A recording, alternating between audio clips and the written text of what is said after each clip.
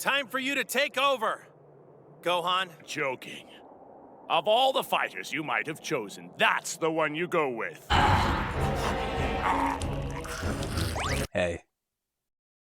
We walked through some of Kakarot's biggest triumphs and we stumbled in its most frustrating lows, and yet even with the omissions, even with the cuts that sting the most, this remains my favorite arc. There's something about the Cell Saga, the tension, the build-up, the way every character feels tested that makes it impossible not to love. I'm willing to push through the flaws, through the gaps and missed opportunities just to reach that golden ending, the ending we all carried with us since childhood.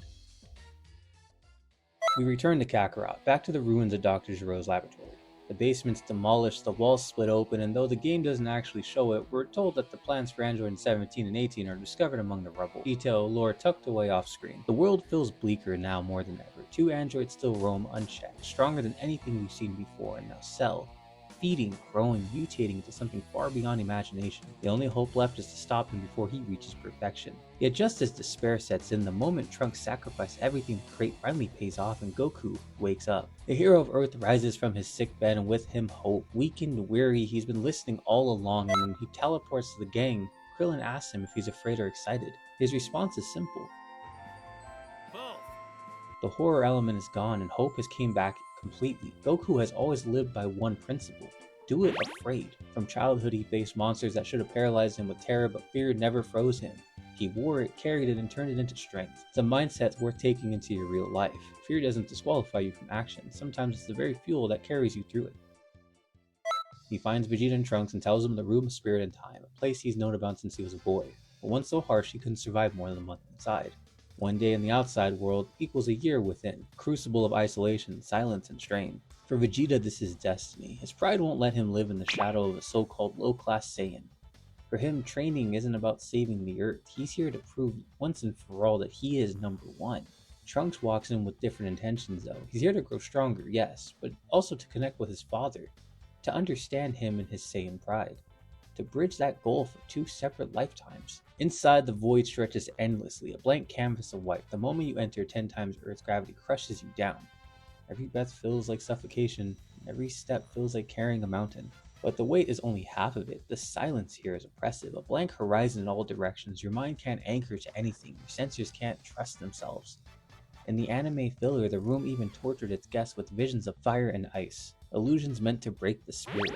That's not shown here, and I get why. Very few Dragon Ball games have tried to depict this realm at all, outside of the white blank background, that is. In fact, the only one I can recall that gave us two separate takes in the time chamber was Dragon Ball Sagas. While Kakarot doesn't take that step, I don't hold it against it. We fight as Vegeta against Trunks, and here's where philosophy bleeds into the gameplay. Trunks struggles, he's pragmatic, efficient, a survivor forged in desperation. His battles are tactical, his focus survival over pride. Vegeta's the opposite. Raw ego, pure dominance, a man who risks everything just to prove superiority. Trunks knows what it is to be human, but it's not what it is to be a Saiyan. This gap creates the rift between them, both in story and how this fight plays out. Meanwhile, the world outside unravels. Cell slaughters entire towns, absorbing their lives into himself. The androids stalk the planet searching for Goku. Too late to find him though. You can't help but wonder, had they stumbled upon him sick and bedridden, would they have just killed him instantly? 17 especially seems more interested in a worthy fight than simply wiping him out. The one who steps up to fight the androids next is Piccolo. Our newly whole Namekian, forged in fusion, stands as Earth's front line. In gameplay terms, we even receive a boost akin to the Saiyan transformation, though curiously it doesn't carry the same statistical weight. This fight against 17 is brutal, kinetic, but it's cut short when Cell, drawn by Piccolo's power, enters the stage. Here's where I need to pause, because something feels missing. The battle between Piccolo and Cell should have been a masterpiece. Instead it feels truncated. For one, I didn't even realize Hellzone Grenade was in the game until later. It wasn't required in this fight, which feels like a missed opportunity. The devs could have used this as a prerequisite moment, forcing the player to unlock it and land the move during battle. It would have tied the cutscene we know and love to the gameplay, a chance for players to reenact the exact beats of the manga. Even smaller touches like triggering a special guard break animation to lead into iconic finishers could have gone a long way here.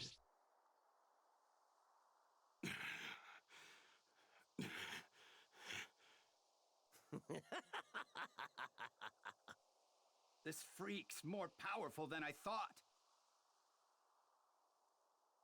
You bore me. Are we done playing around?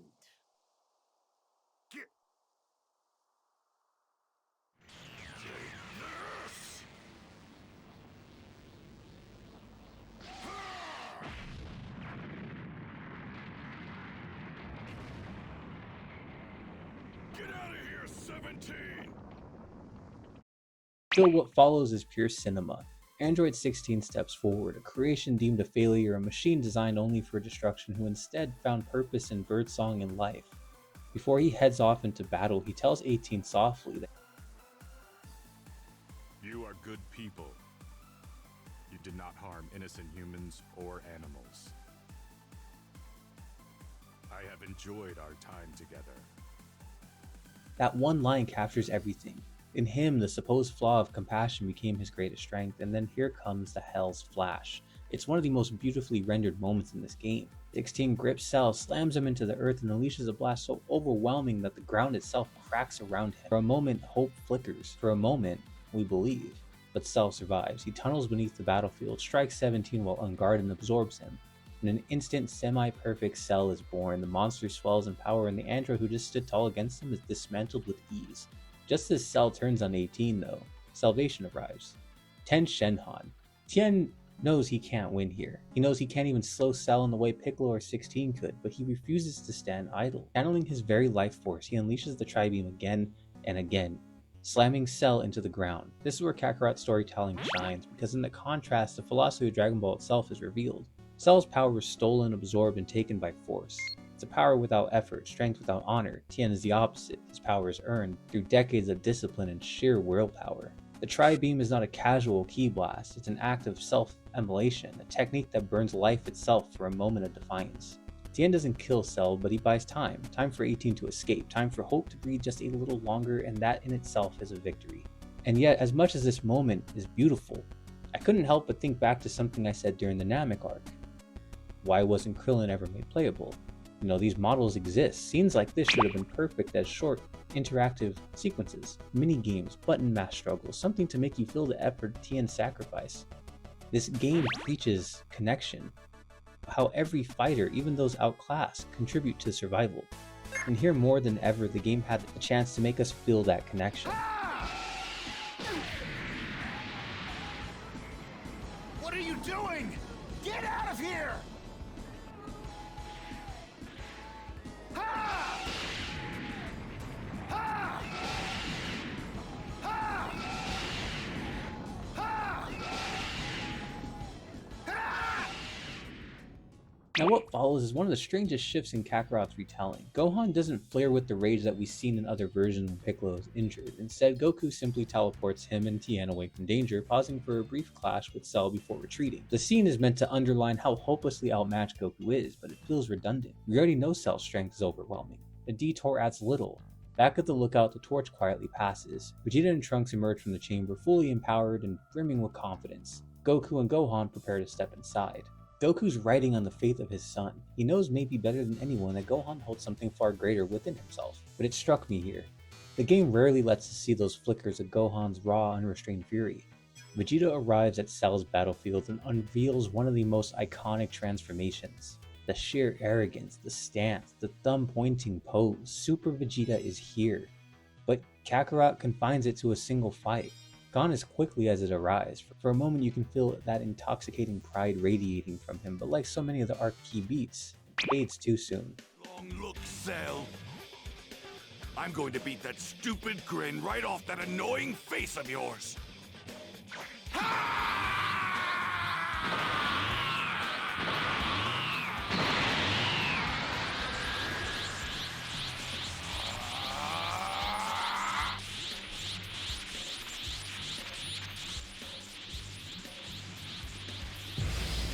While the warriors clash, another thread unravels in the background. Bulma creates a device to shut down Android 18, and Krillin, caught between heart and duty, is forced to make the choice. He can't bring himself to use it, and the one kiss from earlier weighs more heavily than logic, and with it, the possibility of avoiding what comes next vanishes into smoke.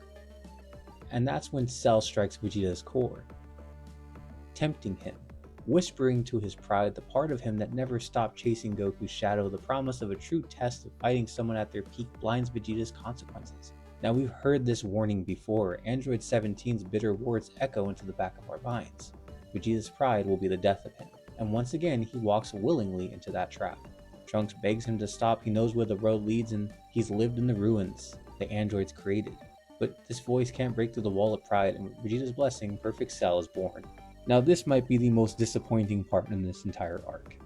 Round 2 begins and the game stripped us away one of the most important moments in Vegeta's history.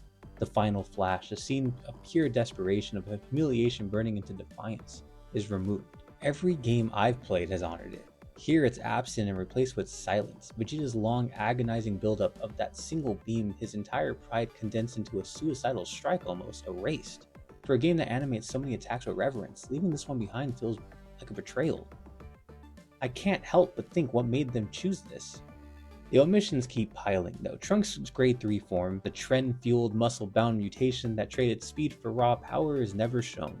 The transformation happens off-screen, spoken of only through Krillin's words. Trunks himself is treated as a little more than background noise in this arc, surprisingly enough. His pivotal moments stripped away. As a future Trunks fan, it stings. The game reduced him from a warrior scarred by the future to kind of a bystander. The Cell games are proposed to the defeated Trunks and we stop back at the lookout. Goku and Gohan emerge from the chamber, but instead of chasing higher peaks, they redefine what the Super Saiyan is. They perfect it as a state of calm, the inverse of Vegeta's approach, that is, a perfect moment to reflect back on the themes during the 3 years of training that they had. Goku and Vegeta forged entirely different philosophies here. Goku pursues mastery through control and serenity, while Vegeta sought power through raw obsession and pride. Trunks, raised under Vegeta's shadow, embodies the extremes and end of the obsession, pushing Super Saiyan to something monstrously unbalanced. It would have been a great opportunity to show us this power apart from Goku and Gohan's tranquil evolution, but instead of highlighting that contrast, instead of letting the two philosophies collide, Kakarot brushes it aside. Goku knows another round in the chamber won't push them forward. Not this time, at least. He realizes it's no longer training, it's just punishment. What they need now is rest, recovery, balance, and he embodies the Turtle Hermit way. Strength is found as much in stillness as in struggle. The Sun family returns home, and for the first time in what feels like forever, Goku and Chi-Chi take a moment of themselves, heading out on a quiet date night with Gohan drifting away from it. Heading to Capsule Corp, where Bulma's at work. On the table lies Android 16, silent as Bulma removes the bomb embedded in his body. When he awakens, there's no hostility, only curiosity. He asks Gohan to meet him in the forest. And when we arrive, it isn't to find a warrior waiting for battle. It's to find 16 in the grasslands surrounded by deer and birds, resting peacefully among the wildlife. He and Gohan speak about their love of nature, and Gohan admits his dream of one day becoming a scholar. 16 in turn shares his past, modeled after Dr. Zero's son, yet cast aside for being too gentle, too unwilling to embrace conquest, labeled defective and forgotten when all he was created for was to fulfill a single mission: kill Goku. Before the moment can linger, though, poachers arrive trying to capture the animals gathered around him. 16 moves instantly to defeat them alongside Gohan to drive them away. And in the aftermath, he reveals his true purpose for seeking Gohan out. After the time chamber, his data no longer aligns with the boy standing before him. He sees the truth now. Gohan's potential eclipses them all, telling the young Saiyan he will be the one who defeats Cell. I foresee you becoming the deciding factor in the outcome of the Cell games. Me? But my dad's way stronger. We are not so different, you and I. The next day, Goku learns of armies falling helplessly to Cell. He realizes that they need the Dragon Balls restored, and that means finding a Namekian he knows just the one. Traveling to New Namek, he brings back Dende, who accepts the mantle of Earth's new guardian. And with that, a quest begins, gathering the Dragon Balls anew. It's like exploring a journey backwards, to remind us where Goku came from, revisiting the faces and places that define the hero's past. Pilaf and his gang still scheming after all these years, Master Korn, Fortune Teller Baba, allies who once guided him. Even relics of Gero's army uncovered throughout the ruins of his lab, offering one last tie to the shadow of the Red Ribbon Army. And finally, close it out with something simple, a sparring match between Goku and Krillin, encouraged by Roshi, who wants to see how far his students have come since the days of Jackie Chun. These are the missions that bring Kakarot to life, the calm before the storm, the kind of reflection that roots the story in history, and yeah, I'll admit to it, I'm always a sucker for a little nostalgia bait when it comes to the Turtle School. Seeing these characters look back, remembering how far they've come, always gets me a bit emotional. 今のうちに笑っておけ。ん？わしでよければ相手になるぞ。よし、来い、悟空。クリリン、久しぶりに一丁やろうぜ。さーて、そいつはどうかな。どうした悟空？ちょっと腕がなまったんじゃないの？はい。かかってこい。Now, throughout all these side missions, there's been a quiet shadow in the background. Android 21. Well, not quite that name yet. Here she's only referred to as a Capsule Corp researcher, but her presence is unmistakable. I found her lingering in odd places: Grandpa Gohan's house, the crash site where Raditz first fell to Earth, the ruins of Dr. Zero's laboratory. Each sighting feels deliberate, like Bondi is planting seeds for something bigger. Maybe one day this becomes an event. I hope so. The day arrives. The Cell Games. Mr. Satan struts onto the stage, chest out and talking like prime Stone Cold. Within seconds, he's unconscious. As the world martial arts champion, naturally that would be me. That guy? He's dead meat. No, Goku. That's him. And with that, the true matches begin. The fight the entire planet has been waiting for. The duel where the Earth's survival rests on the shoulders of its mightiest warriors. The moment we expect to see Goku's most brilliant, iconic techniques. And yet nothing. The instant transmission Kamehameha, cut. The Cell Game stage being obliterated, cut. The awkward send-off of a senzu bean given to Cell, removed. Delete! Delete! Delete! Delete! Delete! Delete! Delete! Delete! Delete! Now we get Gohan's shoes to play again. He takes the stage, and the story finally breathes. Goku had known his limits. He saw it in his son, a dormant, emotional power that far exceeded his own. But Gohan wasn't like his father. He wasn't a natural fighter. He was gentle, hesitant, more scholar than warrior. It's been echoed since the beginning of the game. For that strength to awaken, it would have taken something terrible. So Goku fought Cell first to measure the threat, but also to prove that his son had already surpassed him. The gameplay here doesn't add much. These fights with Cell play like any other battle up until now. It's not hard to imagine what could have been if they pulled more from the manga for little moments of fan service. But then 16 steps forward. He tries to sacrifice himself only to realize too late that Bulma had removed his bomb. Cell annihilates him and then starts the next act, sending out Cell Jr. and cause Gohan's anger to fill. We fight them as Goku, Vegeta, and Trunks. Curiously, as Super Saiyan Trunks, a model that developers already had, which makes you wonder why it wasn't used against the fight against Perfect Cell, instead of the filler fight we got with Goku. Still, here where the tide starts to shift in the game. The head of Android 16 is hurtled before Gohan, and in his final words he pleads for Gohan to protect the Earth, for him to embrace his power and let go of his fear. And it's here that the dam finally breaks. Gohan, the child who always resisted conflict, who buried his rage under kindness, finally erupts. Gohan. It is not a sin to fight for what is right. Give in to your anger. Let it flow through you. There's no need to hold it in any longer. The plants and animals that I love, please protect them. I'm counting on you. You've prattled on long enough. You factory defect.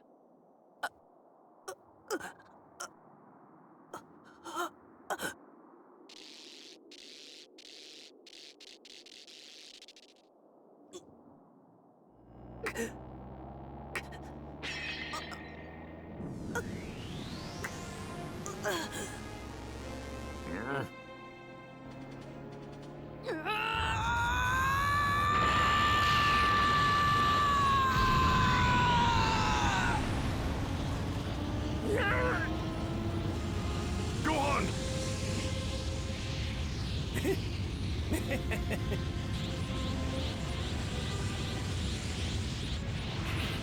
He's changed.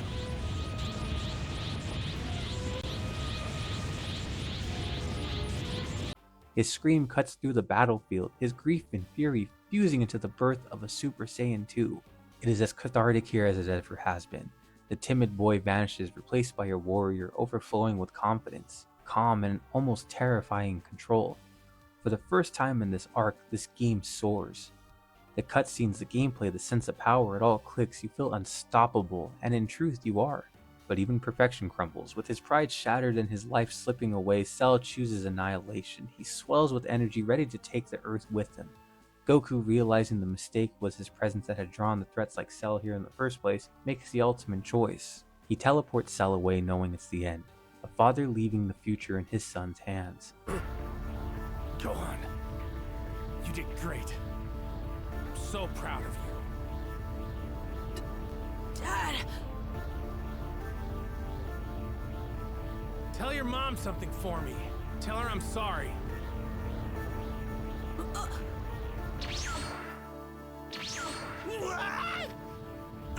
Sorry, King Kai. This was the only place I could think of to bring him.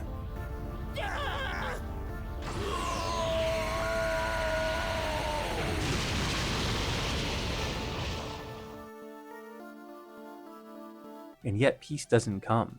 Cell returns stronger, crueler. His vengeance takes Trunks' life in a single flash. Vegeta, broken by the sight of his fallen son, lashes out in fury, but even in his rage is brushed aside one strike and he's unconscious. The true final battle begins, and finally this feels like a boss fight. Cell floods the arena with clones, barrages you with full arsenal, even unleashes a cruel trap of homing blasts that turn the battlefield into a minefield. It's chaotic, it's dangerous, something the arc desperately needed. Vegeta, still battered and reeling, makes one last stand.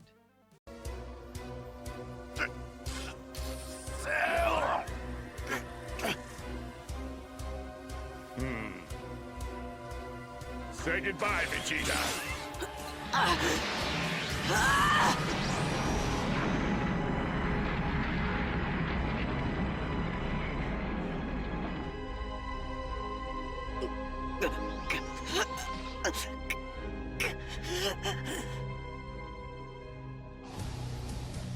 This little game ends here.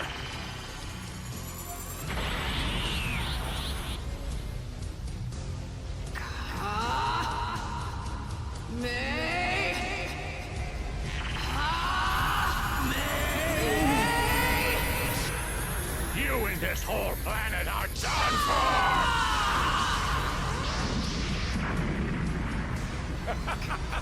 How about this? This has to be enough power to destroy the Earth and the whole solar system!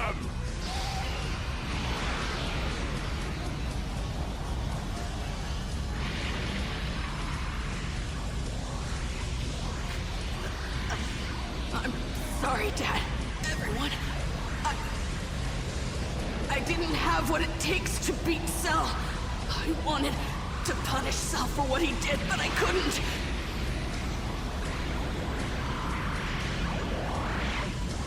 Please, please, forgive me!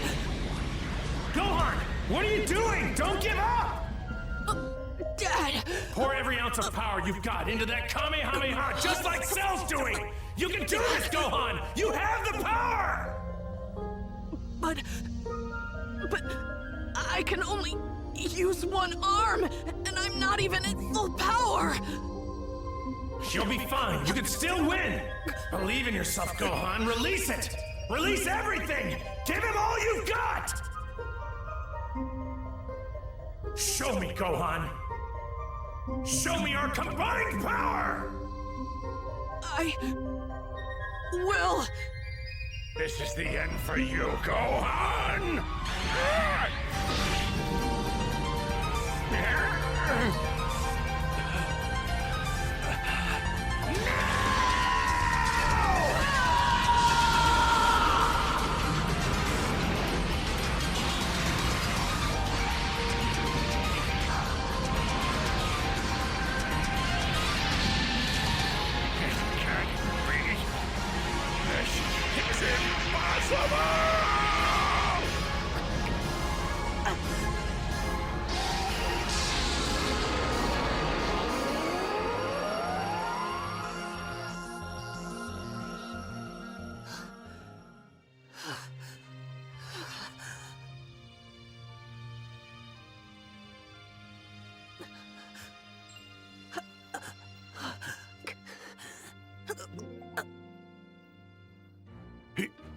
He actually did it!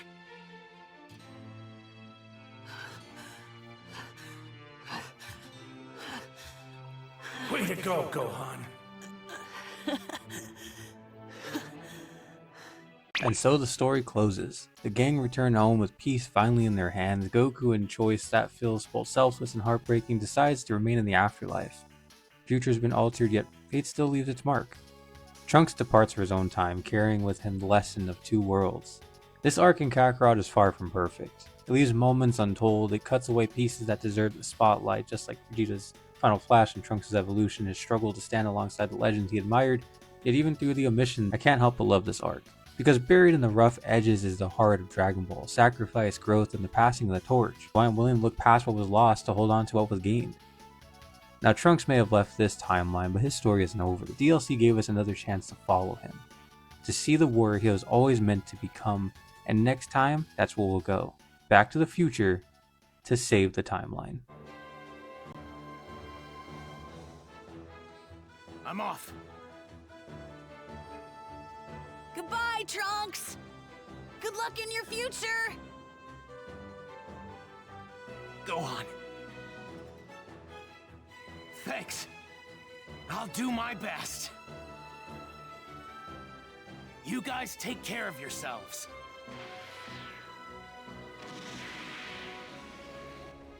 Have a safe trip back! Take it easy. Later!